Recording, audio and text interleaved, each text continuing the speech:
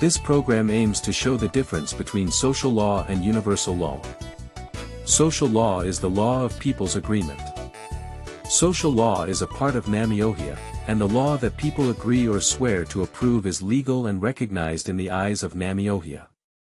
If people think that any culture and system will benefit them, and if they make it a law, their decision will be recorded and approved in the eyes of Namiohia. This is because human beings have full will in the universe and have the right to wear the personality of degradation or excellence without limits. Man is responsible in the universe, and there is no restriction or limitation. The amazing thing is that Namiohia accepts even the destructive and harmful laws of people. Because no path and thought are chosen for any person living on earth. Everyone chooses his own path and thoughts and reaps what he sows. Although all the laws that people make and prescribe are acceptable in the eyes of the sage, it does not mean that all human laws are right, because people also prescribe laws that will accelerate their descent. You have eyes to see the abyss in front of you and a mind to understand, but if you rush to the abyss, there is no one to stop you or no one saying that you are wrong, unless you realize it yourself. Because you have full freedom to do anything in the universe, and you are not guided by anyone, but by yourself. However, the result of your rushing towards the abyss, the result will be merged with yourself. If you are foolish, anyone can deceive you. If you do not understand, anyone can lead you to an abyss. If you do not investigate, anyone can tell you that you have a cow in heaven. When you are idealistic, you become knowledgeable. When you are rational, you become wise. These are the gems that arise from questioning and investigating.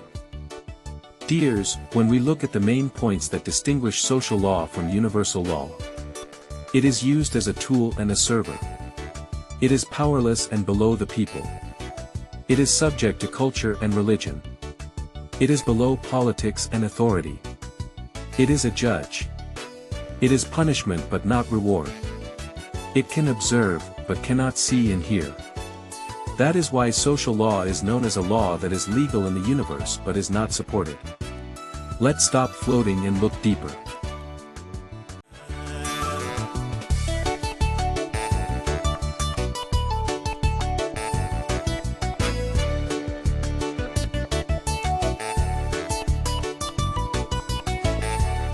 The fact that the law is used as a tool and a server reminds me of the power that the potter has over the clay. When people always make laws, they make them benefit or serve their group or their country or themselves. Whatever the law that is made, once it is accepted by the people and becomes legal, they can break their own law like the potter if they want. The law is their movable bridge, so they stretch it when they want to cross it and tear it down when someone else wants to cross it.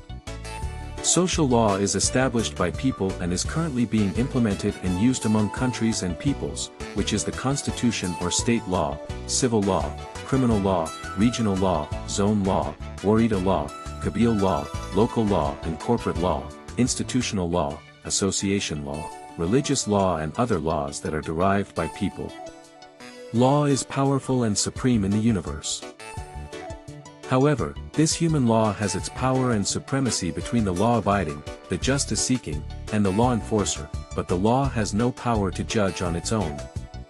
Therefore, this human law is known as the law of the unsupported.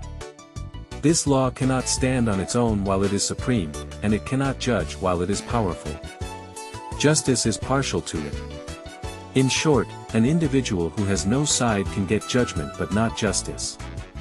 Because human law can easily fall into the hands of illegal and greedy people, the privileged people violate the law without touching or changing its provisions.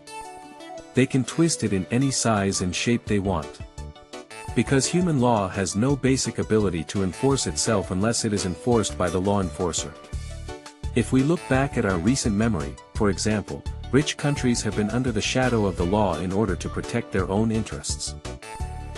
To this end, they carry out their desired actions under the guise of aid, based on the support of countries they have prepared in advance.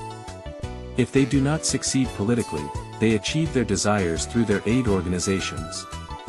No one will accuse them of always oppressing people and governments under the shadow of social law, because they are following the international law they have prepared in a way that suits them, but they are not lawless.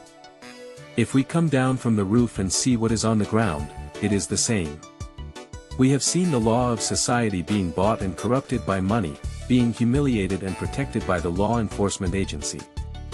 We have seen and heard that an individual who has country but no race, who has ideas but no money, who has religion but no politics, is left unprotected by the law.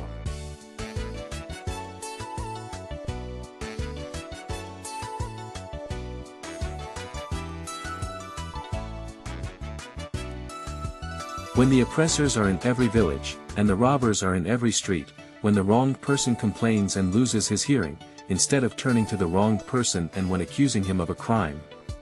The stone that falls hurts more than the stone that hits a person. Groups hide the law that prohibits the sale of vacant government land, sell the land and receive their money. After receiving it, they wait for a house to be built, and while waiving the law they themselves hid, they say that the house built is illegal and should be demolished. What is surprising is that they demand another amount of money to prevent it from being demolished. So far, where there is a social law, the bandit is stronger. In my next series, I will present the remaining weaknesses and gaps of social law in detail.